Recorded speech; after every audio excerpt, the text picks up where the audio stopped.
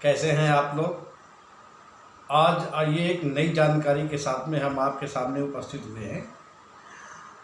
आज मैं एक ऐसी देवी की चर्चा करने जा रहा हूँ जिनकी पूजा करने से जिनके संतान नहीं हैं उनके संतान हो जाए, जिनका गर्भ खंडित हो जाता है उनके भी संतान हो। ऐसे आज एक महान देवी के विषय में मैं चर्चा करता हूँ। सबसे पहले तो मैं आपसे निवेदन करता हूं कि ये सभी के कल्याणार्थ आप इनको शेयर भी करिएगा, सब्सक्राइब करिएगा और लाइक भी करिएगा। जहां तक हो सके वहां तक इस बात को बताइए जिससे कि सभी लोग इसका लाभ ले सकें। आइए आज मैं बात करता हूं षष्ठी देवी की। देखिए षष्ठी देवी कौन है, पहले जिनका परिचय समझ लीजिए। भगवान शंकर के बड़े बेटा हैं जिनका नाम है स्वामी कार्तिक, जिन्हें कार्तिकेय भी कहते हैं, जिन्हें स्कंद भी कहते हैं, और उन्हीं की पत्नी का नाम है षष्ठी देवी। ये षष्ठी देवी जो मूल प्रकृति आद्या शक्ति है, पराशक्ति है, परा अंबिका है, उनके छठे अंश से जन्म लेने के कारण, अवतार लेने के कारण इन महामाया का नाम षष्ठी देवी पड़ा। इनका एक दूसरा नाम देवसेना भी है।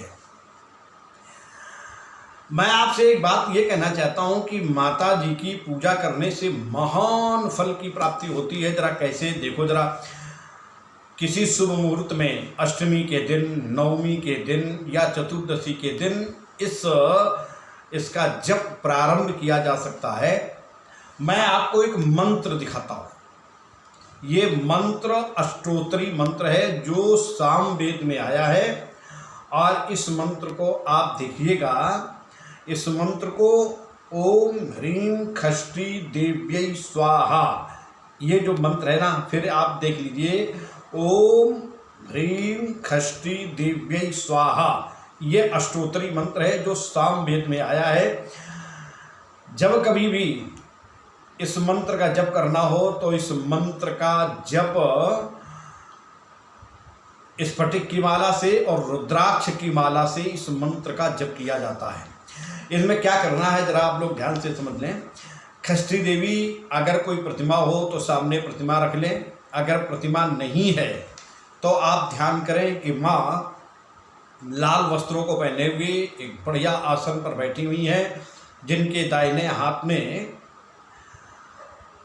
4 भुजाएं हैं, जिनके एक हाथ में, दाहिने हाथ में वर मुद्रा और आशीर्वाद का हाथ है, बाएं हाथ में रुद्राक्ष की माला को पकड़े हुए और कमल का फूल हाथ में लिए हुए ऐसी माँ भगवती जो मंद मंद मुस्कुरा रही हैं, जिनकी बहुत बड़े सुंदर से बाल हैं और जो पान खाए हुए हैं और लाल चिन्मय वस्त्रों को पहने हुए माँ भगवती का आप ध्यान करते हुए आप शुद्ध आसन पर बैठें। याद रखिएगा, कभी भी पूरे काले कपड़े पहन करके, पूरे नीले कपड़े पहन करके पूजा नहीं की जाती है।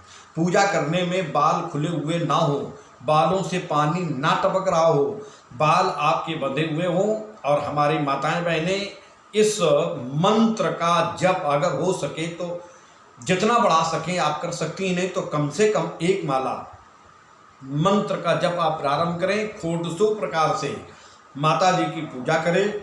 धूप दीप नैवेद्य आरत फल फूल मिठाई आदि से माता जी की पूजा करें। घी का दीपक जला करके माता के सामने उनकी आरती करते हुए और इस मंत्र का जप करें।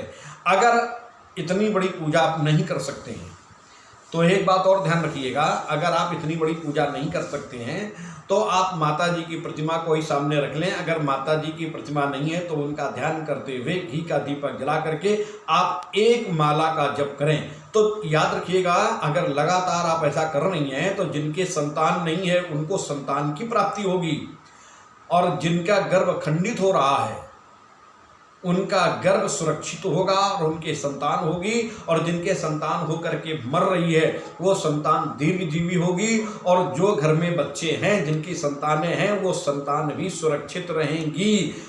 एक्सीडेंट आदि के भय से वो सर्वथा मुक्त रहेंगी। अगर इन माता जी का जप किया जाए, उनकी पूजा की जाए, उनकी वंदना की जाए तो निश्चित ही इसका लाभ आपको मिलेगा। और अगर किसी की संतान रोगी है, बहुत उपाय करने से रोग नष्ट नहीं हो रहा है, आपने बड़ा प्रयत्न किया है तो आप विश्वास के साथ में एक माला मंत्र का जप, ये जो मंत्र मैं दिखा रहा हूँ, ओम ह्रीं षष्ठी देव्यै स्वाहा, इस मंत्र का आप कम से कम एक माला रुद्राक्ष से या स्फटिक से अगर करना आप प्रारंभ करेंगी तो निश्चित ही आपको, आपकी संतानों को बहुत लाभ मिलेगा।